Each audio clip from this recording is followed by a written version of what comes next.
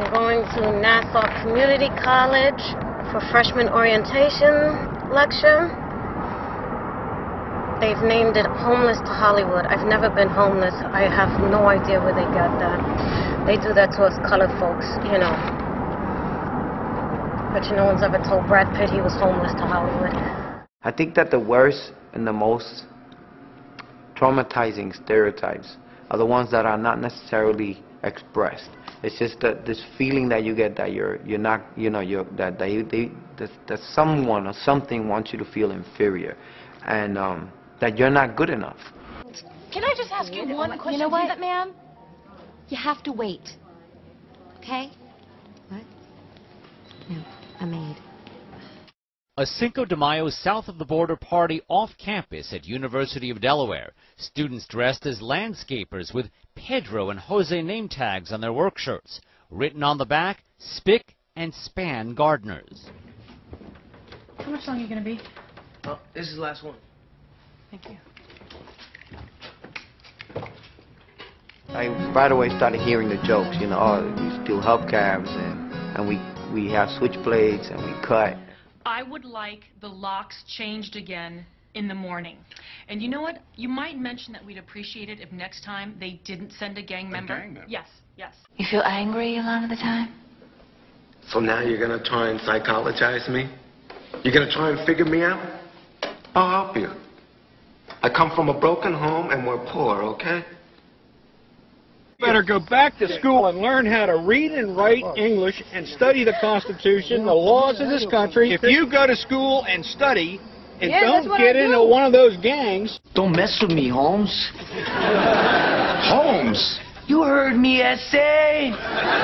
I've seen so many here that wasted everything. You promised! Yeah, but we had to. We couldn't walk around with our heads up no more. We got a reputation to protect. You're a Marine, you understand. Like if America didn't stand up, everyone would attack it. Well, in our neighborhood, if you don't stand up, you can't walk down the street because everyone will attack you, you know? Hey, Kimo, you proud of me? I'm the first dude here. What's calculus? And I'm happy. Well, you know, my roommate's a Mexican, so but she got a scholarship. Ugh. Shut. Maria? Huh? She barely speaks English. And learn how to speak English. I speak English just fine. You do, but these people don't. I talk English and what? No. I'm sorry, y'all. Yeah. Why am I upset? Yeah, I just don't understand. Okay. I went to Lowe's today, and the cashier was speaking Spanish.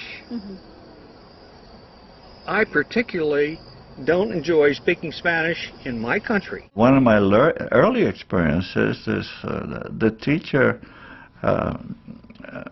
asked me to stand up in front of the room and talk about the lions and tigers and snakes in Puerto Rico.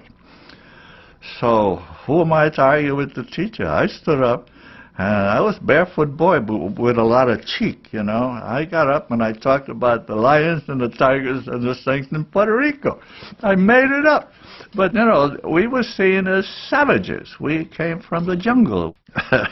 I came in 1922 when I was 5 1/2.